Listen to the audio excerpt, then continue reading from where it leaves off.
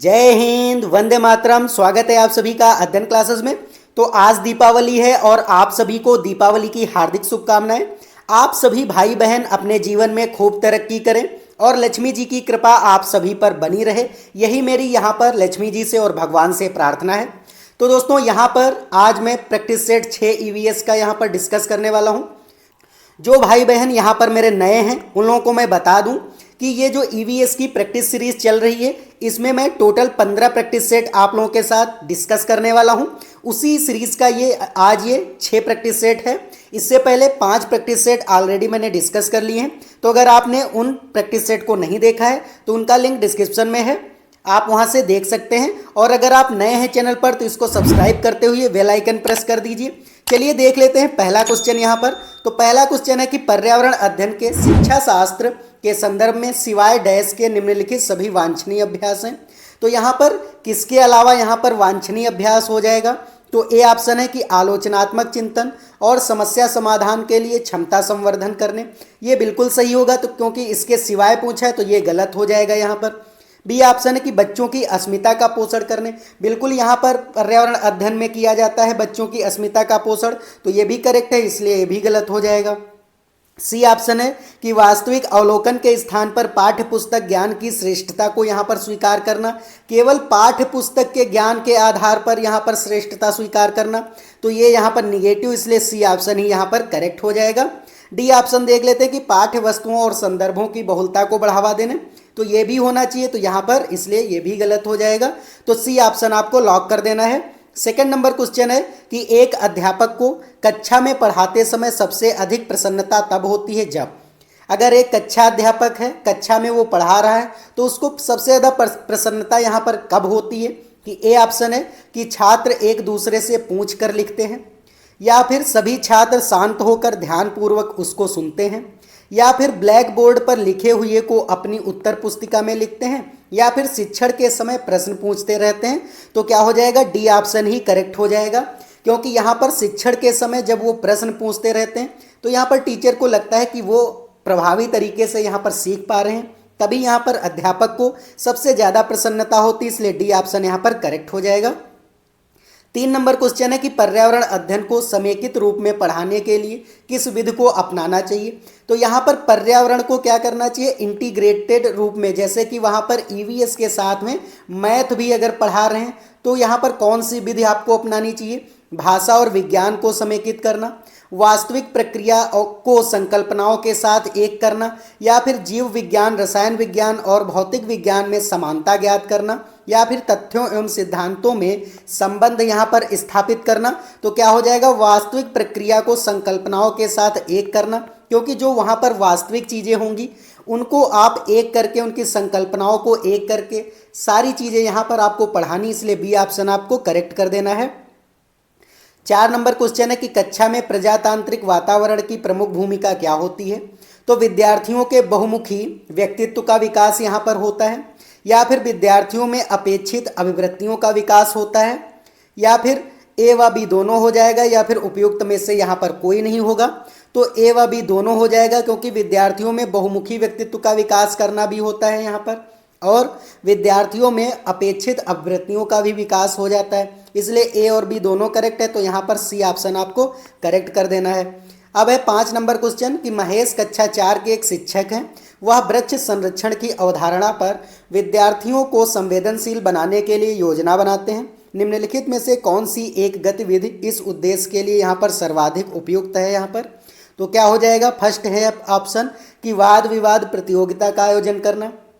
B option है कि एक पौधे को अपने और अपनाने, यहाँ पर हो जाएगा अपनाने और उसका पोषण करने के लिए प्रत्येक विद्यार्थी को अभिप्रेरित करना, या फिर पोस्टर प्रतियोगिता में हिस्सा लेने के लिए विद्यार्थियों को प्रोत्साहित करना, या फिर समूह चर्चा के लिए विद्यार्थियों के यहाँ पर समूह बनाना। तो क्या हो जाएगा? सबसे जो उपयुक्त यहाँ पर उद्देश्य होगा, तो यहाँ पर क्या होगा? बी ऑप्शन ही करेक्ट होगा कि अगर आप यहाँ पर जो महेश हैं वो अगर बच्चे से ये कहेंगे कि आप एक पौधे को अपनाइए और उसका पोषण करिए यहाँ पर, तो बच्चा क्या होगा? जब उसका पोषण करेगा तो वो अच्छे तरीके से वहाँ पर वृक्ष के संरक्षण की अवधारणा को सीख पाएगा, इसलिए बी यहाँ पर ऑप्शन करेक्ट हो जाएगा।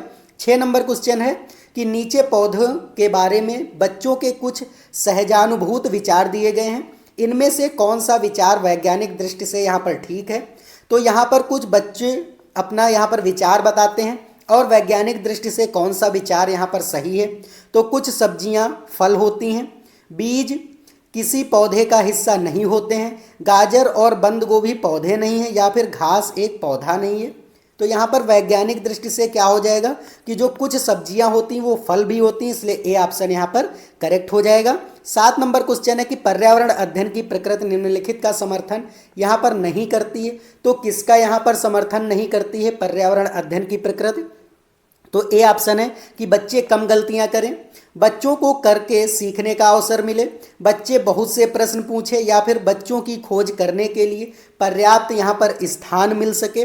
तो यहाँ पर बच्चे कम गलतियां करें, यही समर्थन यहाँ पर नहीं करता है पर्यावरण की प्रकृति, क्योंकि बच्चे जब गलतियां करेंगे तभी वो गलतियां करके ही सीखते हैं, इसलिए A option he negative option है, इसलिए यहाँ पर ए ऑप्शन आपको लॉक कर देना है।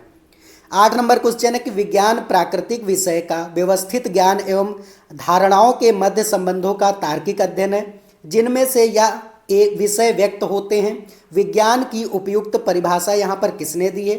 WC डेपियर ने दी है, BS ब्लूम ने दी है, कार्ल स्पैम्पर ने भी दी है यहाँ पर, या फिर JWN सुल्लीवन ने यहाँ पर दी है। तो आपको याद रखना कि WC डेम्पियर ने यहाँ पर ये परिभाषा दी है कि विज्ञान प्राकृतिक विषय का व्यवस्थित ज्ञान एवं धारणाओं के मध्य संबंधों का तार्किक अध्ययन है। ये परिभाषा WC डेम्पियर ने दी है। अब 9 नंबर क्वेश्चन है कि इंसुलिन की रासायनिक प्रकृति यहाँ पर कैसी होती है? विटामिन होता है इंसुलिन, प्रोटीन होता है, वसा होता है, या फिर कार्बोहाइड्रेट होता है। तो यहाँ पर मैं बता दूं कि जो इंसुलिन होता है ये क्या करता है, हमारे अंदर जो भी हम भोजन खाते हैं उसका जो ग्लूकोज होता है, ग्लूकोज को ये क्या करता है, ग्लाइकोजन के फॉर्म में ट्रांसफ़र कर देता है, जिससे कि ब्लड में जितनी मात्रा ग्लूकोज की होनी चाहिए उतनी ही रहती है। जिस व्यक्ति में ये क्या हो जाता है, इंसुलिन डिस्टर्ब हो जाता है, तो उसको कौन सा रोग हो जाता है यहाँ पर? तो आपको याद रखना है कि डायबिटीज हो जाती है। कौन सी बीमारी हो जाती है? तो डायबिटीज़ हो जाती है, जिसको हम मधुमेह के नाम से भी जानते हैं, मधुमेह यहाँ पर। तो ये रोग हो जाता है, आपको याद रखना है। और इंसुलिन की जो रासायनिक प्रकृति होती है, इंसुलिन एक प्रोटीन होता है, इसलिए बी ऑप्शन आपको लॉक कर देना है। तो अब 10 नंबर क्वेश्चन देख लेते हैं कि पौधों में अर्धसूत्री विभाजन होता है। पौधों में अर्धसूत्री विभाजन क्या होता है कि मूल शीर्ष में होता है, पराग कणों में होता है, तने में होता है, या फिर पराग कोष में हो जाता है। तो यहाँ पर आपको याद रखना कि पराग कोष में होता है। उम्मीद है आपको सारे क्वेश्चन समझ में आ रहे होंगे। अगर कोई भी डाउट है तो आप कमेंट करके ज़रूर पूछिएगा, और अगर ये वीडियो आपको अच्छा लग रहा है तो वीडियो को एक लाइक कर दीजिए, और चैनल पर नए हैं तो इसको एक सब्सक्राइब करते हुए बेल आइकन जरूर प्रेस कर दीजिए, जिससे कि आने वाले जो वीडियोस हैं उनका नोटिफिकेशन आपसे मिस नहीं होगा। चलिए 11 नंबर क्वेश्चन देख लेते हैं कि जैविक समुदाय में प्राथमिक उपभोक्ता है। तो यहाँ पर जैविक समुदाय में प्राथमिक उपभोक्ता कौन है? मांसाहारी है, सर्वाहारी है, शाकाहारी है, या फिर उपयुक्त में से कोई नहीं है। तो आपको पता होना चाहिए कि जो प्राथमिक उपभोक्ता होता है वो पेड़ पौधों की क्या खाता है? पत्तियां यहाँ पर खाता है। तो जो पत्तियां खाएगा उसको हम शाकाहारी कहेंगे, इसलिए सी ऑप्शन यहाँ पर करेक्ट हो जाएगा। 12 नंबर क्वेश्चन है कि निम्नलिखित में से कौन सा कीट मधुमक्खियों की भांति कॉलोनी में एक साथ यहाँ पर नहीं रहता है? ततैया नहीं रहता है, चींटी नहीं रहता है, दीपक या फिर यहाँ पर मकड़ी नहीं रहती है। तो यहाँ पर मकड़ी ही नहीं रहती। आपने देखा होगा आपके घरों में अगर मकड़ी होगी तो वो यहाँ पर जाला बना करके अकेले रहती है, वो किसी के साथ ग्रुप में नहीं रहती। ततैया, चींटी और दीमक ये जो तीनों हैं ऊपर के, ये तीनों ग्रुप में रहते, इसलिए यहाँ पर कह रहा है कॉलोनी बनाकर नहीं रहता, तो ये तीनों गलत हो जाएंगे।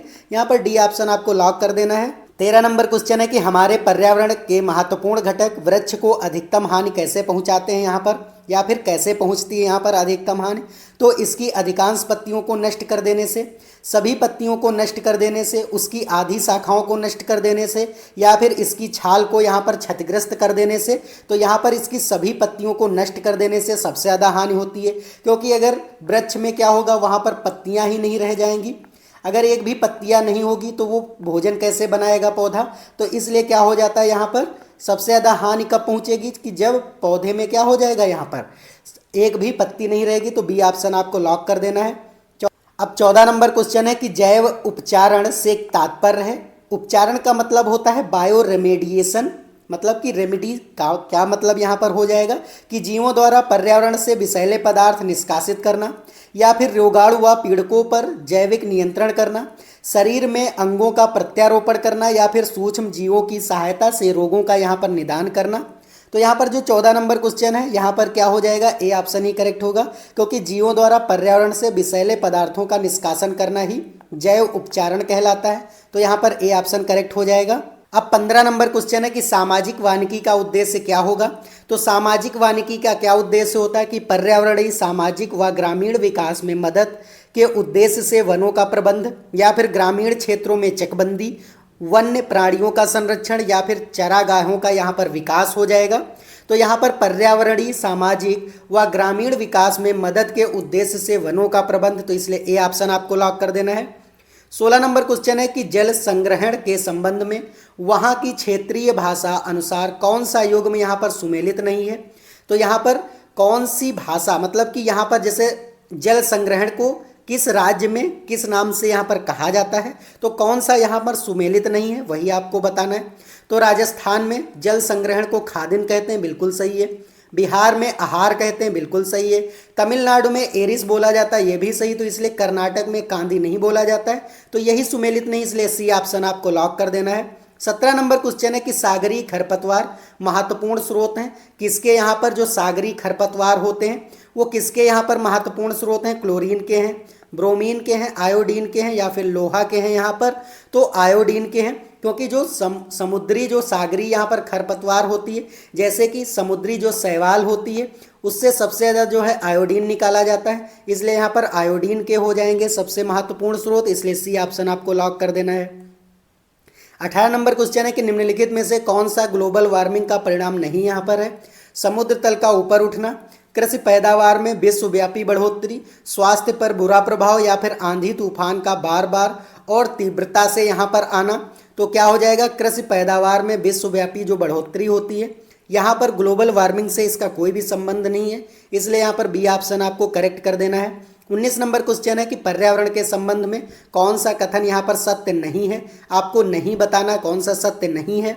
तो जीवों के चारों ओर की वस्तुएं पर्यावरण बनाती हैं, जैविक एवं अजैविक घटक पर्यावरण के मुख्य भाग हैं, या फिर पर्यावरण में ऊर्जा का अक्षय भंडार है, या फिर पर्यावरण अपरिवर्तित यहाँ पर रहता है।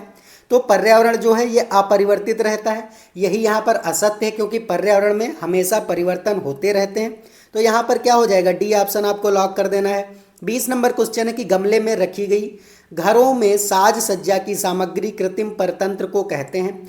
हर्बेरियम कहते हैं, एक्वेरियम कहते हैं, हाइड्रोपोनिक्स कहते हैं, या फिर वीडियोकॉन यहाँ पर कहते हैं। तो हर्बेरियम कहते हैं यहाँ पर, क्योंकि गमले में जो घर की साज सज्जा के लिए सामग्री गमले में रखी जाती है उसको हर्बेरियम बोला जाता है, इसलिए यहाँ पर ए ऑप्शन आपको लॉक कर देना है। 21 नंबर क्वेश्चन है कि किसी खाद्य श्रृंखला की प्रथम कड़ी में सदैव हरे पादप होते हैं क्योंकि वे विस्तृत रूप से फैले होते हैं, वे मृदा से जुड़े हुए हैं, वे सूर्य के प्रकाश में वायुमंडलीय CO2 को स्थिरीकृत करते हैं, या फिर इनमें जड़ें होती हैं।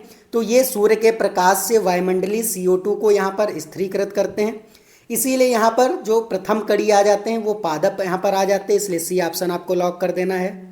22 नंबर क्वेश्चन है कि पृथ्वी की सतह का कितना प्रतिशत भाग जल से घिरा है। ये मैंने जो लास्ट प्रैक्टिस सेट आपको कराया था उसमें मैंने होमवर्क में दिया था, तो यहाँ पर मैं इसीलिए इस प्रश्न को मैंने ले लिया है। चलिए इसमें देख लेते हैं कि जो पृथ्वी है हमारी पूरी जो अर्थ है यहाँ पर उसमें कितना पानी है, तो वाटर कितना है, तो 71% है, आपको याद रखना है।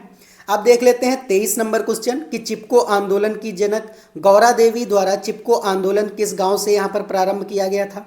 रेडी गांव से, मानमती गांव से, थीरपाक गांव से, या फिर हॉट गांव से यहाँ पर। तो यहाँ पर कौन से गांव से, तो रेडी गांव से यहाँ पर स्टार्ट किया गया था, इसलिए ए ऑप्शन आपको करेक्ट कर देना है। 24 नंबर क्वेश्चन है कि निम्नलिखित में से किस में सर्वाधिक जैव विविधता यहाँ पर पाई जाती है। तो शीतोष्ण पर्णपाती वन बायोम में, उष्णकटिबंधीय सदाबहार वर्षा वन बायोम में, शीतोष्ण घास प्रदेश में, या फिर सवाना बायोम में यहाँ पर हो जाएगा।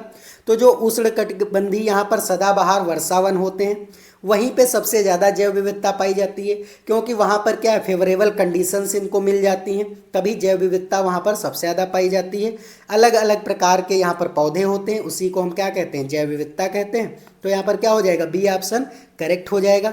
25 नंबर क्वेश्चन है कि ग्रीन मफलर संबंधित है यहाँ पर मृदा प्रदूषण से है, वायु प्रदूषण से, ध्वनि प्रदूषण से या फिर जल प्रदूषण से यहाँ पर है। तो ध्वनि प्रदूषण से आपको याद रखना है, काफ़ी इंपॉर्टेंट क्वेश्चन है, काफ़ी बार आपके सीटेट में पूछे गए क्वेश्चन है।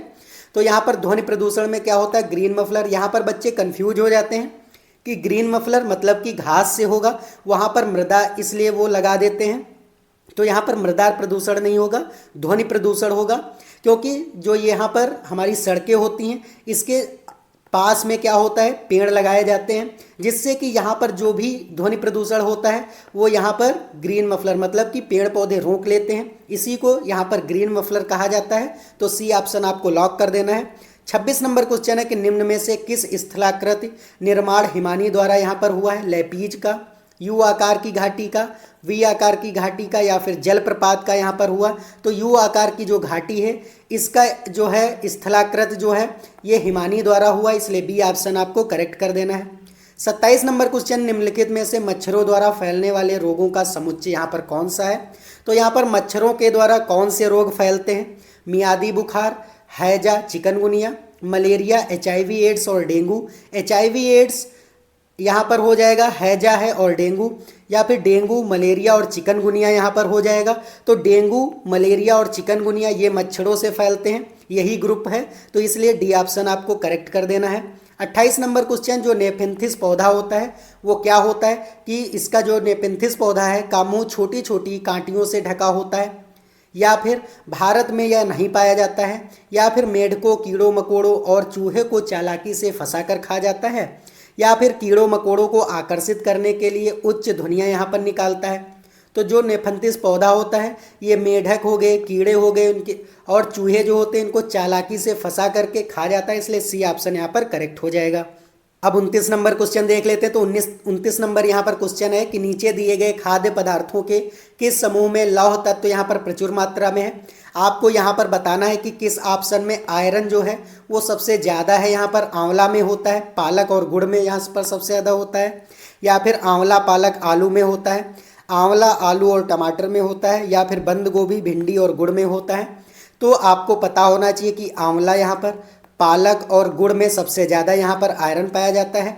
अगर किसी को यहाँ पर आयरन की कमी होती है तो उसको डॉक्टर यही खाने के लिए सलाह देते हैं कि आंवला आप खाइए, पालक खा सकते हैं और गुड़ खा सकते हैं, इसमें सबसे ज़्यादा आयरन होता है। तो आपको याद रखना है, तो ए ऑप्शन यहाँ पर करेक्ट हो जाएगा। अगर आयरन की कमी यहाँ पर लौह तत्व की कमी हो जाती है तो एनीमिया रोग हो जाता है। कौन सा रोग हो जाता है? एनीमिया यहाँ पर बीमारी हो जाती है या फिर एनीमिया रोग हो जाता है। तो ये भी आपको याद रखना है। 30 नंबर क्वेश्चन और लास्ट क्वेश्चन है इस प्रैक्टिस सेट का।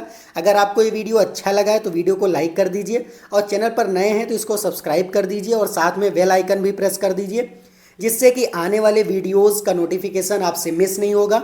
और यहाँ पर मैं इसी तरीके से आपके पूरे 15 प्रैक्टिस सेट कराने वाला हूँ, और CDP के भी 15 प्रैक्टिस सेट, और यहाँ पर हिंदी के भी 15 प्रैक्टिस सेट कराने वाला हूँ। तो टोटल यहाँ पर 45 प्रैक्टिस सेट कराने वाला हूँ। तो आप ज़रूर इसको सब्सक्राइब कर लीजिए, जिससे कि आपकी तैयारी और बेहतर हो जाए।